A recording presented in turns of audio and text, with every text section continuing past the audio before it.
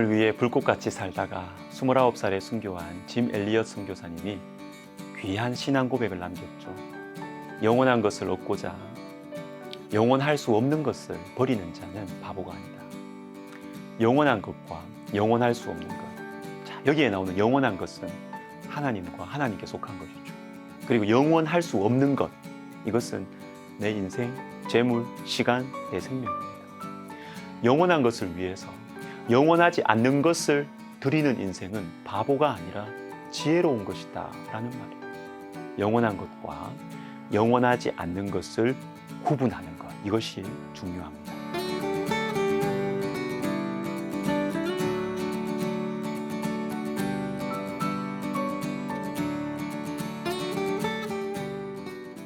드디어 다니엘이 벽에 쓰인 이상한 글자를 해석합니다. 메네메네 데겔 우바르신.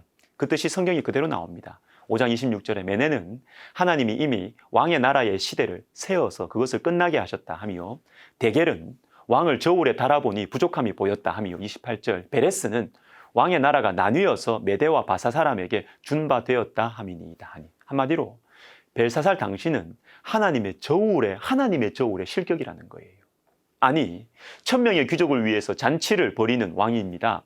위대한 느부갓네살 왕이 감히 하지 못했던 일, 예루살렘 성전 그릇으로 술을 마신 담대한 사람입니다. 완전히 상남자죠. 그러나 하나님 저울에는 실격입니다. 여러분, 우리는 두 개의 저울 앞에서 살아갑니다. 사람의 저울과 하나님의 저울. 어느 쪽에 무거운 인생을 살아갈 것인가? 시편 1편에는 대조적인 두 식물이 나옵니다. 시냇가에 심은 나무와 바람에 나는 겨. 시냇가에 심은 나무는 뿌리가 넓고 깊습니다. 바람이 불어도 뽑히지 않죠. 그러나 겨는 어떻습니까? 말씀 그대로 바람에 나는 겨입니다. 근데 하나님께서 누가 시냇가에 심은 나무라고 하십니까? 복 있는 사람. 복 있는 사람 어떤 인생일까요? 1장 2절, 1편 2절. 오직 여호와의 율법을 즐거워하여 그의 율법을 주야로 묵상하는도다. 하나님의 말씀을 묵상하고 즐거워하는 사람들. 그러면 어떤 인생이 반대로 바람에 나는 겨와 같습니까? 하나님 말씀을 소중하게 여기지 않는 사람이죠. 자기 마음대로, 자기 생각과 욕심대로 살아가는 사람입니다. 겉으로 보면 이게 능력이 있어 보여요. 그러나 시편 1편의 결론을 보십시오. 6절, 무릇 의인들의 길은 여호와께서 인정하시나 악인들의 길은 망하리로다. 악인들의 길은 망합니다. 하나님께서 인정하지 않으시니까. 하나님의 저울의 실격이라는 것입니다. 겉으로 볼 때 많이 가진 것 같고 능력이 있어 보일지 모르지만 여러분, 하나님의 저울은 다릅니다. 하나님의 저울 앞에서 무거운 사람은 하나님의 말씀을 소중하게 여기는 사람이에요. 자, 한 가지 더 봅시다. 오늘 본문 30절을 보시면 미련한 인생, 허무한 인생의 모습이 나와요. 그날 밤에 갈대아 왕 벨사살이 죽임을 당하였고, 그날 밤입니다. 그날 밤. 다니엘이 이상한 글자를 해석해 준 바로 그날 밤. 그리고 흥청망청 잔치를 벌이던 바로 그날 밤. 벨사살 왕은 자신의 앞날을 모르고 자만심에 빠져 있었던 바로 그날 밤입니다.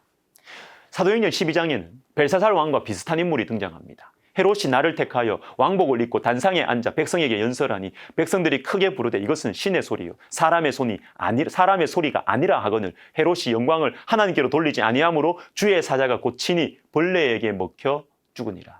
주의 사자가 곧 친히 벌레에게 먹혀 죽으니라. 그날입니다. 같은 날. 자신의 앞날을 모르고 폼 잡고 있는 한 지도자의 바로 그날 모습이에요. 그런데 사람들의 반응을 보세요. 왕복을 입고 멋있게 연설하는 헤롯을 보고 신의 소리라고 칭송합니다. 사람들은 칭송하고 인간의 저울에서는 무겁고, 그런데 그날 밤에 벌레 먹어 죽어요. 여러분, 사람들의 말에 마음이 빼앗기지 마십시오. 물론 사람들을 사랑하고 섬겨야 되지만 나를 막 칭송해 주는 말에 마음 내주지 마세요. 사람의 저울은 믿을 수가 없습니다. 우리 주 예수님이 완전한 모범이시죠. 예수님은 인간의 저울이 얼마나 허무한지를 아셨습니다. 요한복음 2장 23절 24절 6월절에 예수께서 예루살렘에 계시니 많은 사람이 그의 행하시는 표적을 보고 그의 이름을 믿었으나 예수는 그의 몸을 그들에게 의탁하지 아니하셨으니 이는 친히 모든 사람을 아시며. 예수님께서 행하시는 많은 표적들을 보고 많은 사람들이 예수님을 믿었어요. 감사한 일이죠. 그러나 예수님은 그들에게 몸을 의탁하지 않으셨습니다. 왜요?